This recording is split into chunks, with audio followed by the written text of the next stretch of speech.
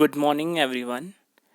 So in previous video we discussed the purification and refining of metals, and there are different methods for the refining of different metals.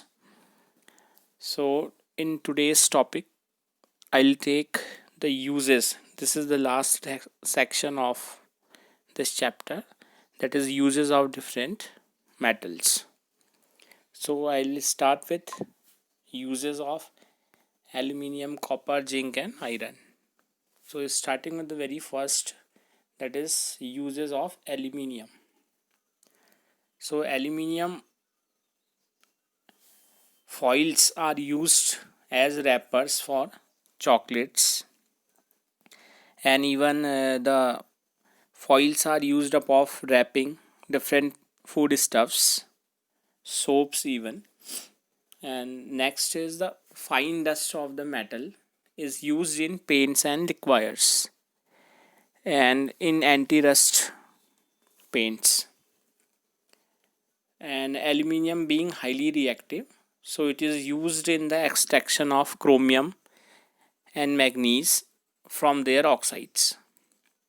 And aluminium wires are used as electricity conductors, so it is used for making electrical transmission cables, as it is a good conductor of electricity. And next is the alloys containing aluminium being very light and are very useful. Even the alloys of aluminium are used for making aeroplane and automobile parts. So today's topic is theoretical, only we discuss the uses of different metals. So the next is uses of copper. So we all know that we use copper wires for different purposes. So copper is used for making wires that are used in electrical industry and for water and steam pipes. So copper is probably the most important metal for the demand of electrical conductor, and it is also used in several alloys that are rather tougher than the metal itself. And the examples are brass.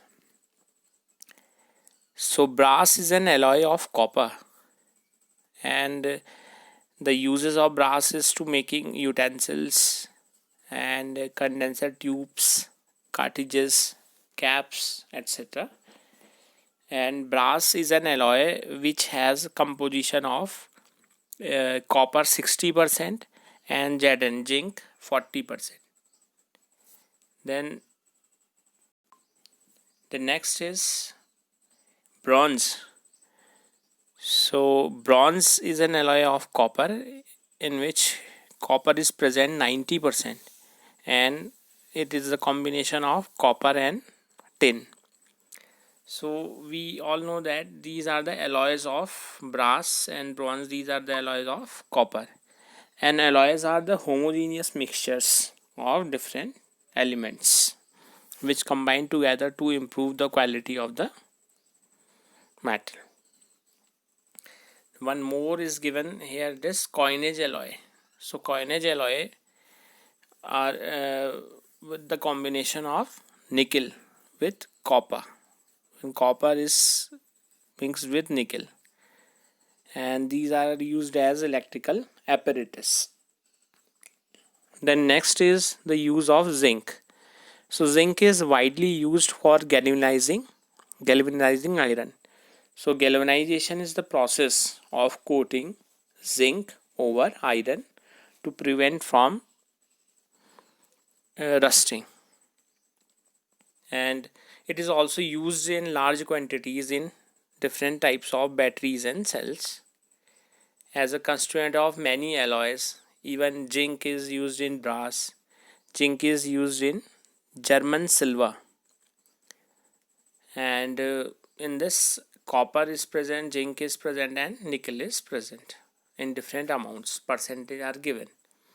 And zinc dust is used in zinc powder means zinc powder is used as a reducing agent in the manufacture of dyes, paints, etc. The next is the uses of iron.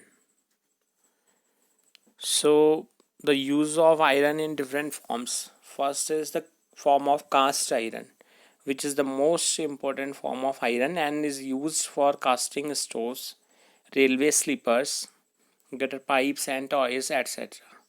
And it is used in the manufacture of wrought iron and steel. So wrought iron is used for making anchors, wires, bolts, chains, agriculture implements. Then next type is steel, and even steels are of different types: stainless steel, nickel steel, it depends. So if we talk about stainless steel, so stainless steel is an alloy of iron, chromium and nickel, and the compositions are different, and the use of stainless steel to make utensils, cycle and automobile parts. And alloy steel obtained when other metals are added to it. So nickel steel is also formed, and it is an alloy of iron and nickel. So here it is given about iron. So nickel iron, we talk about nickel iron is used for making cables, automobiles and aeroplane parts, and in even different things. So it is hard in property and elastic and rust proof property. So this is all about the uses of different metals. Now I will talk about the electrolysis process of aluminium. So in the metallurgy of aluminium, purified alumina, that is Al2O3, is mixed with Na3Al(F6). This is known as cryolite or calcium fluoride CaF2, which lowers the melting point of the mixture and brings conductivity. The fused matrix is electrolyzed and steel cathode and graphite anode are used. The graphite anode is useful here for the reduction to the metal. So here is the equation: Al2O3 plus carbon gives Al, and in the form of CO2 is out. So this process of electrolysis is widely known as Hall-Hollard process, and the electrolysis of the molten mass is carried out in an electrolytic cell using carbon electrodes, and the oxygen is liberated at anode, reacts with carbon of anode producing CO and CO2. So this way, for each kg of aluminium produced, about 0.5 kg of carbon anode is burned away. And this is the chemical reactions involved and the overall setup for the electrolytic extraction of aluminium. So at cathode we use this reaction. It is 3Al instead of Al3, plus 3 electron gives Al, and carbon plus 2 twice of oxygen gives twice CO and 2 electrons. And this is the overall setup of the electrolytic cell. So this is all about today's topic.